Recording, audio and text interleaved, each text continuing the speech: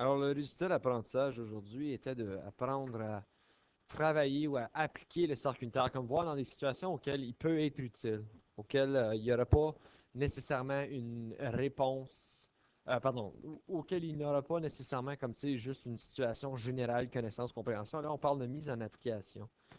Donc, dans la situation ici, ok, je vous mentionne deux choses. Premièrement, je vous dis que Diane, elle vole son cerf-volant au bout d'une corde de 50 mètres. OK, tout de suite. OK, mais je vais relire le problème, mais tout de suite, je vais être en train de me dire, OK, ça, c'est probablement mon rayon qui est 50 mètres. OK. Le soleil se trouve directement au-dessus de sa tête et la corde crée un angle de pi sur 6 par rapport au sol. OK. Donc, ici, j'ai pi sur 6. Le vent souffle plus fort et le cerf-volant s'élève jusqu'à ce que la corde forme un angle de pi sur 3. Donc, ça veut dire que je vais avoir une nouvelle situation où il sera maintenant à pi sur 3, mais mon rayon n'a pas changé, ma corde est encore 50 mètres. Je veux déterminer l'expression en valeur exacte qui définit la distance parcourue par l'onde du cerf-volant entre les deux positions. Donc, regardons la situation. Si j'ai pi sur 6, 50, 50, pi sur 3. OK. Je veux trouver c'est quoi la différence entre les distances. Donc, on va appeler ça x1 et on va appeler ça x2. Je veux savoir qu'est-ce qui se passe entre les deux distances. Premièrement, je veux savoir c'est quoi la différence entre les deux. La première chose que tu dois marquer, c'est comment est-ce que je vais trouver ces valeurs-là. Ben, j'ai un angle ici. J'ai l'hypoténuse et je cherche l'adjacent, donc j'utilise cos pour le trouver. Cos de pi sur 6 égale à x1 sur 50. Ça va donc dire que j'ai 50 fois le cos de pi sur 6 qui me donne x1. Alors, cos de pi sur 6, vous le savez très bien dans cette situation que c'est la racine de 3 sur 2.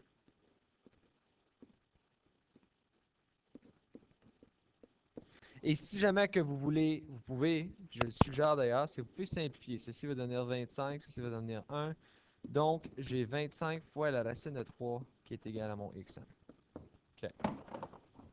Pour la deuxième partie, regardons à celui-ci maintenant. C'est la même chose, mais j'ai cos de pi sur 3 qui va être égal à x2 sur 50. Donc, je vais avoir 50 fois le cosinus de pi sur 3 qui va être égal à x2.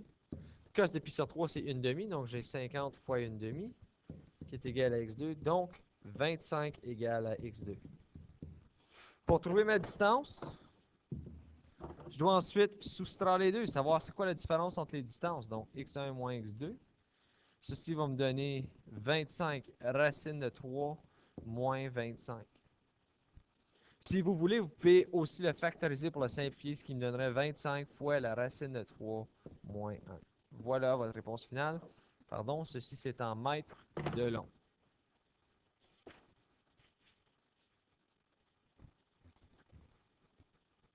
De plus, dans le cercle unitaire, on a parfois des cas où on a des angles négatifs ou on a des angles qui font une rotation de surplus. Dans le cas des angles positifs, on a toujours parti du zéro, puis on s'est toujours déplacé dans le sens des aiguilles. Okay? Donc, comme ceci, quand on voulait calculer les angles. Si c'est négatif, si ton angle est négatif, ça veut dire que tu te déplaces de ce côté-là. OK? Donc, le côté, pardon, là, c'est dans le côté des aiguilles. Habituellement, tu irais à l'encontre du centre des aiguilles d'une montre. Donc, on va commencer avec un exemple, l'angle de 60 degrés, qui n'est pas nécessairement difficile. On sait que 60 degrés, c'est la même chose que pi sur 3. Donc, dans ce cas ici, j'ai juste à calculer le sinus de pi sur 3 qui sera égal à la racine de 3 sur 2. Si vous vous demandez comment est-ce que je trouve ces calculs-là, n'oubliez pas que je suis en train d'utiliser vos triangles remarquables qu'on a discutés dans la dernière leçon. Et le cos de 3 pi, racine de 3, pardon, là je suis dans l'une. Bon, le cos de pi sur 3 sera égal à une demi. Bon, ça c'est ça. Maintenant, on a un angle de moins 45 degrés. Bien d'abord, tu devrais savoir que ça, c'est la même chose que négatif pi sur 4, dès le début. Donc, j'essaie de trouver c'est quoi le sinus de négatif pi sur 4. Ce qui arrive, c'est la même chose que la dernière fois. Dis-toi que si tu sais que c'est racine de 2 sur 2, tout ce que tu ne sais pas, c'est quel signe est-ce que je vais employer. Donc, là, je peux aller dans mon cercle unitaire. Je peux aller vérifier. OK, je vais aller dans le sens contraire. Donc, je vais aller de 45 degrés de ce côté-ci. Et regardez ce que j'ai ici. Voilà, il est supposé être négatif parce que y est négatif en dessous de l'axe des x. Donc, j'ai négatif racine de 2 sur 2. Cosinus de moins pi sur 4. Je sais que ça aussi, ça va être racine de 2 sur 2. Est-ce que c'est positif ou négatif? Regardons. Je suis à la droite, donc je suis positif dans l'axe des x, ce qui implique que ça va être seulement racine de 2 sur 2 comme réponse finale. Voilà.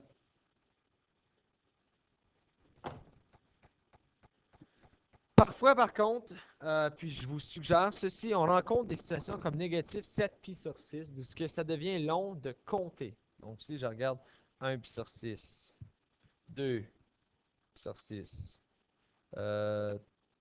3 pi sur 6. Et ensuite, vous avez 4, 5, 6 et 7. Ça vous apporte ici. Okay? Donc là, tu peux aller vérifier c'est quoi tes réponses. Une façon qui est un peu plus facile de faire, d'abord, je sais que pi sur 6, ça va me donner racine de 3 sur 2 et 1/2. Mais ce que je peux faire, c'est que je peux le forcer de faire un contour complet vers le positif. Et par ceci, je veux dire, tu peux lui dire, OK, je sais que tu es là, mais je veux savoir du côté positif, qu'est-ce que tu serais? Okay? Donc, comme ça, je pourrais partir d'ici, puis compter quelque chose comme, dans ce cas ici, à le regarder, je crois que ça va être 1, 2, 3, 4, 5, puis sur 6. Mais bon, je vais regarder comment est-ce que je peux algébriquement faire ceci. Et la meilleure façon de le faire algébriquement, c'est de le forcer de faire un contour au complet. Là, il y en a en salle de classe qui ont dit, ben on va le faire additionner 360 degrés. Mais dans le cas de les radians, c'est 2 pi. Donc, on va additionner 2 pi, on va le forcer de faire un tour. Ceci, ça va être la même chose que dire moins 7 pi plus 12 pi. Là, j'ai fait un dénominateur commun pour ceux qui se demandent, ce qui me donne ensuite 5 pi sur 6. OK, mais là, regardez votre cercle unitaire. 1 pi sur 6, 2 pi sur 6, 3 pi sur 6, 4 pi sur 6, 5 pi sur 6. Ça m'apporte à la même place, ce qui veut dire que je peux ensuite calculer le 5 pi sur 6 dans ce cas ici, ou vous pouvez aussi trouver le négatif 7 pi sur 6. Donc, vous pouvez simplement dire le signe de négatif 7 pi sur 6 sera égal ensuite à 1/2. Pourquoi est-ce qu'il est positif? Alors, regardez ici, quand je suis en haut de l'axe des x, mon axe des y est toujours positif, mais regardez le x, il va être négatif parce qu'il est à la gauche, mon cos. Donc, dans ce cas ici, je vais avoir positif racine de, pardon, positif 1/2 et le cos de moins 7 pi sur 6 sera négatif racine de 3 sur 2. Voilà. OK, dernièrement, je vais faire l'exemple B avec vous. C'est quand tu fais plus qu'une révolution. OK, là, regarde, j'ai un angle de 7 pi sur 2. OK, c'est long parfois à compter constamment. OK, de juste faire le tour de ton cercle, ça peut venir long. C'est négatif 7 pi sur 2, je ne me trompe pas, oui. Donc, 7 pi sur 2 du côté négatif, ça c'est 1, 2, 3, 4, 5, 6, 7. C'est long à faire ça. Okay? Donc, vous avez une façon de le faire qui est plus facile.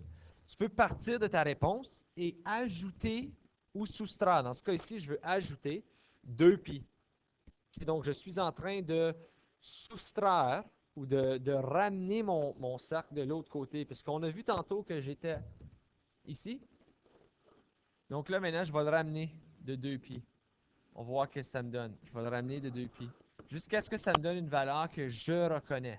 Okay? Parce que si je fais une rotation de 2 pi, je suis encore au même angle. Okay? Je suis dans un cercle. Je ne peux pas inventer d'où ce que je m'en vais. C'est comme, okay, il y a quelqu'un qui a fait un tour. Là, je dis, faisais un deuxième. Ben, il est encore à la même place. Okay? Là, il court en rond comme un... Anyways. En tout cas, donc vous comprenez le point. Le fait que j'ajoute des rotations pourvu que ce soit exactement 2 pi, ça ne change absolument rien. Donc, on va dire 7 pi sur 2 plus 2 pi. Avec un dénominateur commun, ça me donne négatif 7 pi plus 4 pi sur 2, ce qui me donne ensuite négatif 3 pi sur 2. OK. Est-ce que j'ai un chiffre que je reconnais? Partiellement, mais il est encore négatif. Donc, je vais continuer à essayer. Je vais ajouter un autre tour, voir qu'est-ce qui arrive.